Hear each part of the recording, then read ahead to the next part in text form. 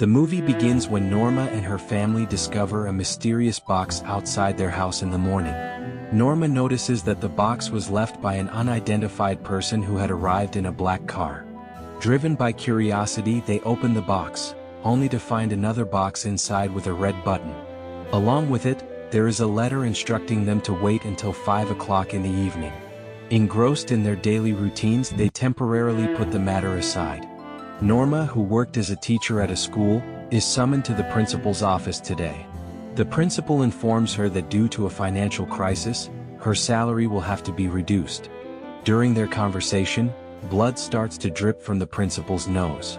However, Norma dismisses it as she is already preoccupied with her own worries. Later in the evening, she returns home, where Mr. Stewart arrives to meet her. His face is partially disfigured. Mr. Stewart introduces himself and reveals that he was the one who left the box in the morning. Norma immediately invites him inside. Mr. Stewart explains that this is no ordinary box. If she presses the button, she will receive $1 million. However, in return, a stranger, someone she does not know, will lose their life. He hands Norma $100 along with the key to the box and informs her that she has only until the evening to decide. If she chooses not to press the button, he will retrieve the box. After delivering this message, he departs. Meanwhile, Norma's husband, who was employed at NASA, applies for a mission to space. Unfortunately, despite successfully passing all other tests, he fails the psychological assessment. Feeling disheartened, he returns home. There, Norma has an astonishing revelation waiting for him. She narrates the entire story about the box and Mr. Stewart. She explains that if they press the button, they will receive $1 million. However, it will result in the death of an unknown individual. Both of them are left contemplating whether they should proceed with this choice or not. Norma finds it difficult to believe that this could be real.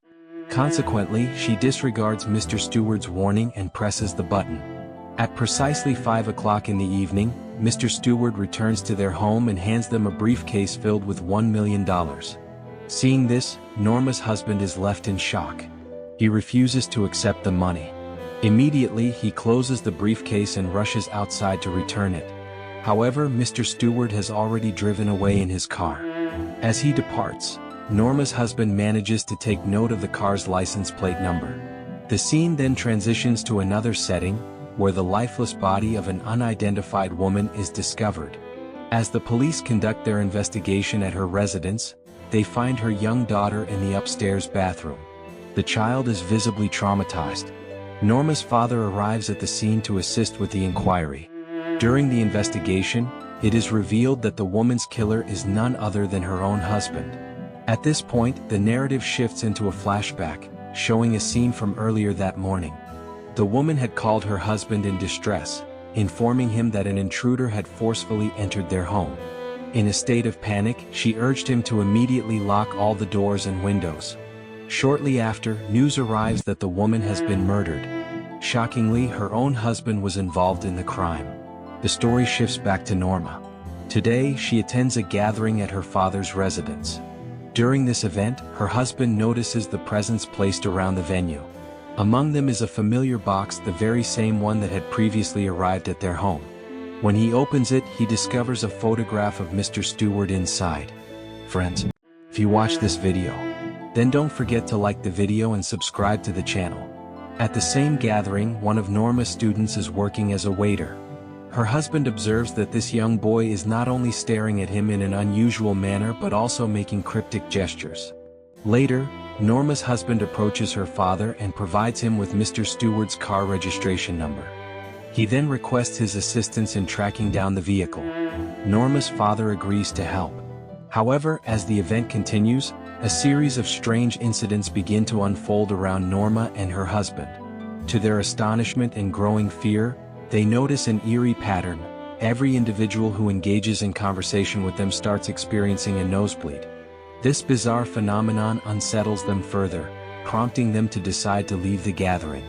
As they step outside, their fear intensifies when they notice something written on their car: "No exit." The ominous message sends a chill down their spines.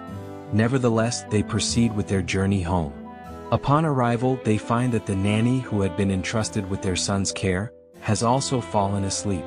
It is quite late at night, so Norma asks her husband to drop the nanny off at her residence. While on their way, the nanny senses his unease and inquires why he appears so disturbed. He attempts to dismiss her concerns. However, at that very moment, another inexplicable event occurs. As she continues speaking to Norma's husband, she suddenly begins trembling. Blood starts trickling from her nose, and in the next instant she collapses into unconsciousness. Alarmed, Norma's husband immediately checks her identification card. To his astonishment, it bears a different name. This revelation confirms his suspicion this girl had been living with them under a false identity. Clearly, she had been sent into their lives as part of a greater scheme. When she regains consciousness, she is visibly shaken. In a distressed tone, she warns Norma's husband, "Now, only one person can save you, the one you will see in the mirror." With this cryptic remark, she departs. Disturbed by the unsettling encounter, Norma's husband rushes home to inform her about the girl's fabricated identity and the bizarre things she had said. As his mind races with thoughts, one particular phrase keeps haunting him: "the man in the glass." He swiftly makes his way to the storeroom. There, he picks up an old photograph and examines it closely. To his shock, the image features Mr. Stewart. This realization sends a wave of unease through him. A vague memory stirs in his mind. He feels as though he has seen Mr. Stewart somewhere before. Focusing on this thought, he suddenly remembers the man had appeared in an old album from his workplace, NASA. This revelation leaves him speechless. What connection could Mr. Stewart possibly have to all of this? Determined to get answers, Norma's husband seeks out an individual who might possess deeper knowledge about the situation. His priority is to uncover the truth about Stewart as quickly as possible. But then yet another revelation unfolds. The car that had delivered the mysterious box was not registered under Mr. Stewart's name. Instead, it belonged to the government. Meanwhile, Norma's husband comes across another photograph. It features a young woman who had been murdered the previous day at precisely 4:45 by her husband's hands.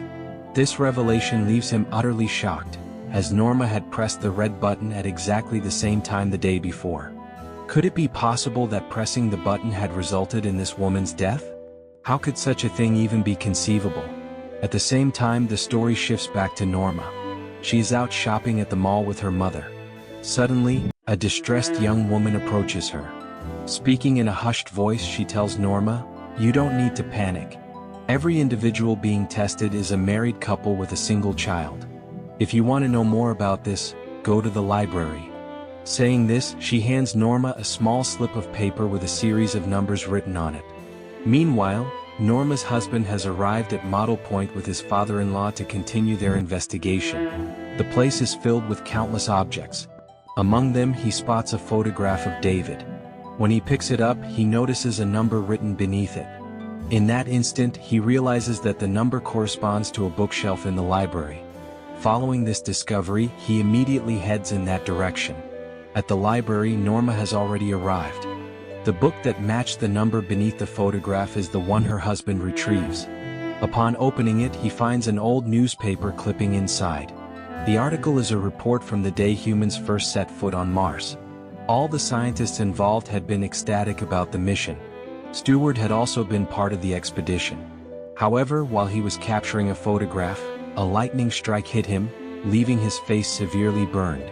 At the same time, Norma stumbles upon a video recording inside the library. When she plays it, she discovers footage from the same period when Stewart and his team were preparing for their journey to Mars.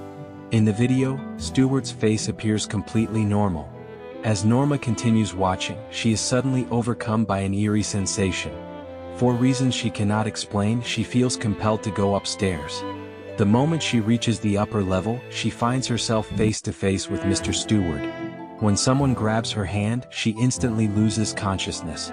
Meanwhile, Norma's husband, who is about to leave with the book and newspaper clipping, is suddenly pursued by a group of people. Overwhelmed with fear, he sprints through the building and enters a hall-like area. Inside, he finds a crowd of people seated, all staring at him with strange expressions. At that very moment, Stewart's wife appears in front of him. Furious, Norma's husband demands, "What is it that you people want from me?" The woman replies, "Stewart has complete control over all of us. He is the one pulling the strings. Hearing this, he is left even more bewildered. He exclaims, "None of this makes sense to me. I just want to leave this place." In response, Steward's wife leads him to a peculiar room. Before him, 3 watery doorways open up. She explains, "These are the 3 paths. If you wish to escape, you must choose one of them." However, Norma's husband is paralyzed by indecision. Who knew what lay beyond those passages? How could he make such a choice? Suddenly, a memory flashes in his mind, the moment from Norma's father's party when a young boy had been signaling toward him, repeatedly mentioning 2 numbers. Keeping that hint in mind, he chose the second door. The moment he touched the water, he was instantly pulled inside. On the other side, we see that both Norma and her husband are found unconscious on a bed. As soon as Norma regains consciousness, she notices a water portal above her, identical to the one her husband had. The moment she touches the portal, an immense amount of water, along with her husband, crashes onto the bed. The scene abruptly cuts. Now we are introduced to 2 new characters. Both of them are high-ranking NASA officials engaged in a discussion about Steward. A shocking revelation unfolds here.